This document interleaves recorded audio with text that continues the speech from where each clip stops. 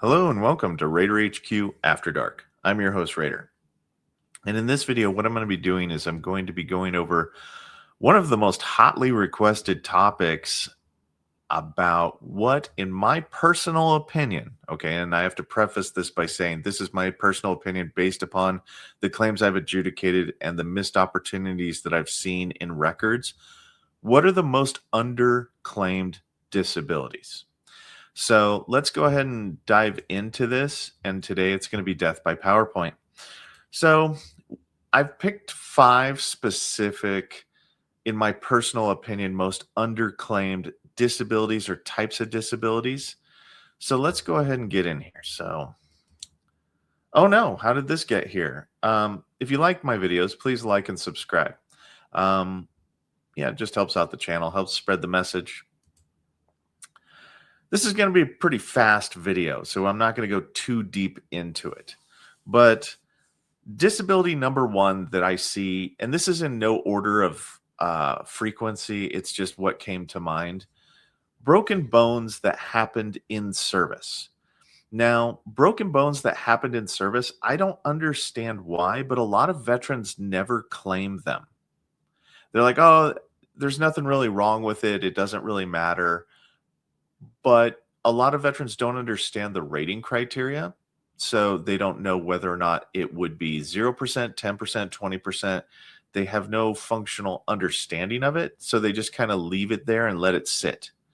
Now, raters are typically supposed to try to raise these to issue, but it can be hard because if the veteran doesn't talk about it, and they don't really pursue it, the best we can do is a 0%, and it doesn't really resonate with the veterans that, oh, I could get higher than a 0, or even I could get service connected for it.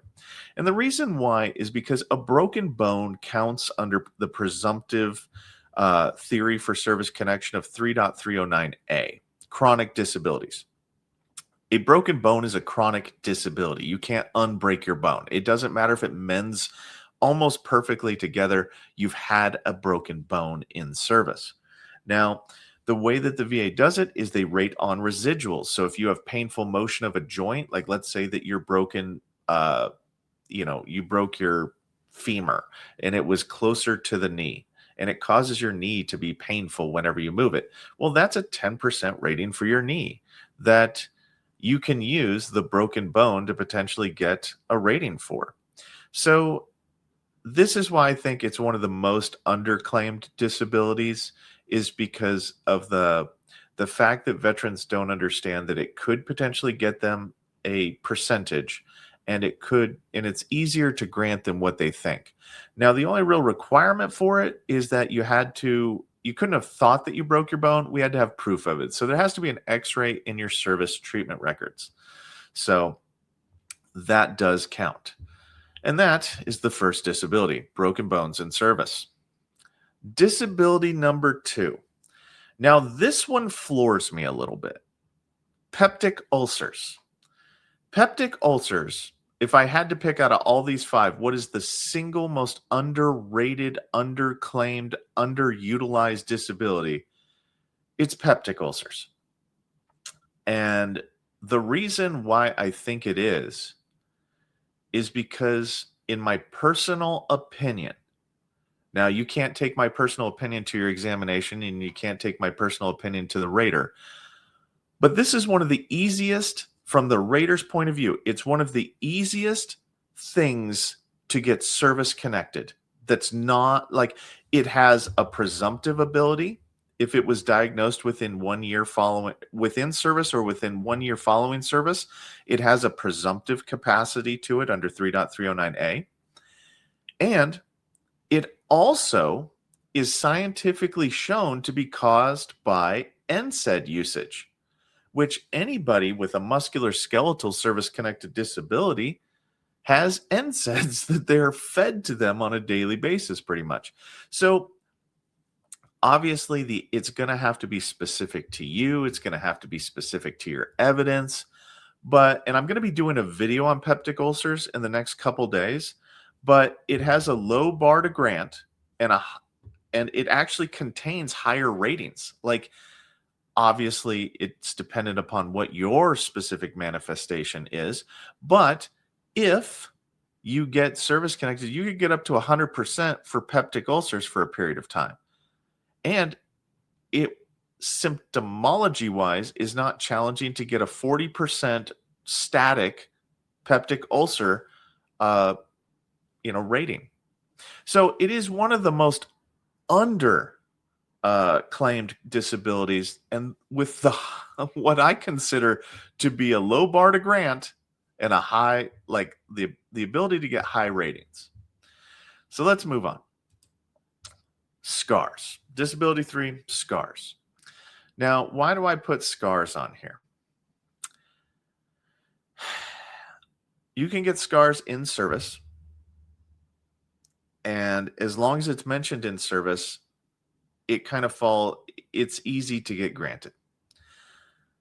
Oftentimes, scars are automatic secondaries for service-connected disabilities. Let's say that your knee is service-connected.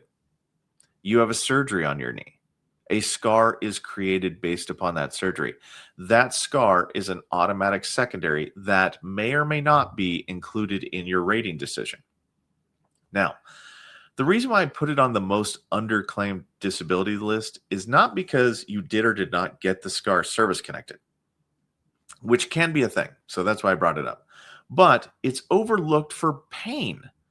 Painful scars start out at 10% ratings. So scars are kind of weird that you'll have a 0% rating for just having the scar, and then you can get a separate rating for 10% for a painful scar. Now, the other thing to consider, because most people don't understand that it can go higher than 0. It's not something that the VA advertises. So it's an opportunity for veterans to miss out and not claim a painful scar. So I'm bringing it to your attention. Multiple painful scars can actually increase your rating higher than 10%. So 1 or 2 painful scars stays at the 10%. And I'll be doing a video on scars too. But the 10%, 1 or 2 painful scars stays at 10%, 3 or 4 goes to 20. So if you're somebody sitting at that 94 percentile trying to get to 100, or let's say you're 84 trying to get to 85 so you can be 90 to the next higher evaluation percentage, painful scars are an oftentimes overlooked means to get there, is basically what I'm saying. Now, the only thing I will kind of caution you all on is you can say your scars are painful until the cows come home, and that is not how that is rated. The actual rating for scars is unique for pain in that you have to manifest the pain. You have to show the pain at the time of the examination. So the examiner has to identify that, there was a grimace, there was a pullback, there was some kind of like, it was tender, painful. It doesn't have to be 10 out of 10 pain. It can be tender. It can be raw feeling. Yeah, whatever your manifestation is, as long as you quantify pain or tenderness, you can potentially have that 0% scar get a separate rating of 10% or higher. So a missed opportunity for many, many veterans. Disability 4, diabetes mellitus residuals. Now, the reason why I say that this is underclaimed is because if you go to an examination for diabetes, the complications or residuals of diabetes are built into the DBQ. So what I'm not talking about is I'm not talking about that examination request where they diagnose you with diabetes mellitus and you get ED or you get nephritis or something like that. That's not what I'm talking about. I'm talking about that some complications or residuals of diabetes develop over time. So you could start out your diabetes disability with having no symptoms. Then you move on and you start getting radiculopathy. Well, the VA doesn't automatically track your treatment process at the VHA if you go there. So there's no opportunity for them to identify that you now have qualifying residuals that can be separately granted. So oftentimes residuals or complications of diabetes mellitus go unclaimed for years, even though, because diabetes mellitus itself is a disease process, these residuals or complications are automatic secondary conditions. So just bringing them up to the VBA in a claim, if they're found and diagnosed, they oftentimes get just automatically granted. So a lot of veterans leave a lot of compensation on the table, and I don't understand. I don't know if they're just like, I have it, that I got what I got, and I'm just going to leave it at that, or if they don't know that these different residuals can be service connected. But the veteran has to oftentimes solicit for these residuals. Now, some of you may go, well, wait a minute. What if the veteran files a different claim and in there they see that there's diabetic, radiculopathy or diabetic neuropathy listed as an unclaimed symptom of diabetes? The problem with that is the rater can only solicit like that when they know for 100% fact that A caused B, that it's an automatic thing. Unfortunately for that, they'd have to go for an increase exam. So the rater cannot solicit for those potential residuals or potential complications because they could be caused by something else. Like if the veteran also has a back condition and diabetes, the rater can't raise the neurological issues to issue because it could be caused by the non-service connected back, or it could be caused by the diabetes. So raising something to issue as it being like something that they find that's unrelated to the claim that they're doing can be challenging for the rater. So oftentimes the veteran has to solicit for diabetes mellitus residuals or complications. And let's move on. Number 5, Johnny 5 is alive. Disability 5. Now this one, okay, mental health itself is quite often claimed. Like it is not underclaimed itself. However, chronic pain as the intermediate step to mental health is what I'm talking about. If you have a back condition that's at 40% and you've got radiculopathy that's at 20%, 20%, 20%, 20%, and you've got pain all over the place, but you've never claimed mental health before, that's what I'm talking about. Your musculoskeletal conditions or your migraines or whatever it is cause you to have chronic pain. And your chronic pain causes you to have depression. That's what I'm talking about. I'm talking about mental health secondary to chronic pain as being an underclaimed theory for service connection. But this way to claim mental health is rarely claimed, but often granted. And the reason why it's often granted is because it is scientifically established that if you are in chronic pain, you turn into a jackass. You get frustrated, you get irritable with people, you get short with people, even the people that you love. You get depressed, you get sad. It has, years upon years of scientific proving that being in pain, you're not just, jumping up and, dancing around the room because you're in pain. But the problem with this particular theory is that veterans have to specifically solicit it. If you say mental health secondary to my back, my knee, my so-and-so, my so-and-so, oftentimes, because you did not elicit chronic pain as the intermediate step, the examiner will go, there is no direct connection between your back and your mental health. They're two different body systems. Denied, less likely than not. Veterans have to specifically solicit the chronic pain as the intermediate step. Intermediate steps cannot be inferred by VSRs, they cannot be inferred by raters, and they cannot be inferred by the examiner. The veteran has to make that particular inference. So you've got to state it on your claim form, how you're claiming it. The duty to assist, okay, where the VA has an obligation to raise unclaimed theories for service connection for veterans because they oftentimes don't know the rules or regulations. That does not apply to secondary conditions for the intermediate step. It doesn't. You have to be on top of the ball or else they will not apply it. And you will become frustrated. And, you know, because I've seen it denied more times. I've seen mental health secondary to conditions or disabilities denied more times than I can count because they failed to do the chronic pain thing. They failed to use chronic pain as the intermediate step. Now, can the rater sometimes step in and say, "Hey, look, can you address chronic pain?"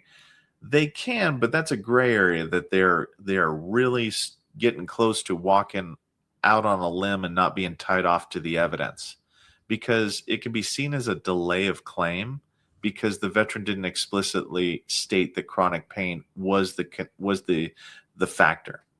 Because the way examiners look at it is they'll itemize all the musculoskeletal or neurological conditions that you're saying cause your mental health. They'll be like, migraines do not cause you to be depressed. There's no biochemical thing. But they also don't look at them synergistically, like migraines, tinnitus, my back condition. They don't look at them synergistically. Chronic pain is the kind of like the connecting factor that, oh, my migraine pain and my back pain are, they're not at the same time, but chronic pain itself over time. So yeah, I kind of went deep into that. But this is one of the ways that one of the most underclaimed theory, I guess I'll say, to getting mental health service connected, because it has a very high success rate, grant rate, depending on what disabilities we're talking about here. Now, if you have one single knee condition at 10% and you say it causes you chronic pain, the examiner may not be persuaded by that. They're looking at big ticket items, high percentages like shoulder 20, shoulder 30, back 40, like things that are, my pinky hurts. Oh, okay. Well, that's not going to get it, unfortunately. If it's neurological pain that you can't control via medications, that's another powerful, like evidentiary, statement as to why, like, it doesn't go away. This is why I'm depressed. I can't control the pain because it's neurological. But anyway, guys, thank you for watching the video as long as you did. Watch for the peptic ulcer video in the coming days. I'm going to be doing it because many of you have peptic ulcers. That's the other thing I wanted to say that I don't think I did. Combing through people's records, you wouldn't believe how many times I've seen peptic ulcer just identified and nobody's ever claimed it. And raters can't go solicit a claim for this. They can only do that if they know they can grant it. But until the examiner examines them and kind of dictates the cause of it, oftentimes that's why raters can't solicit it. And that's why it remains one of the most underclaimed disabilities in the entire VA compensation process. But anyway, guys, that's about all I got for you today. Thank you for hanging out and staying. If you want to, like, subscribe, share the video with a friend. But we'll talk to you later. Rater out.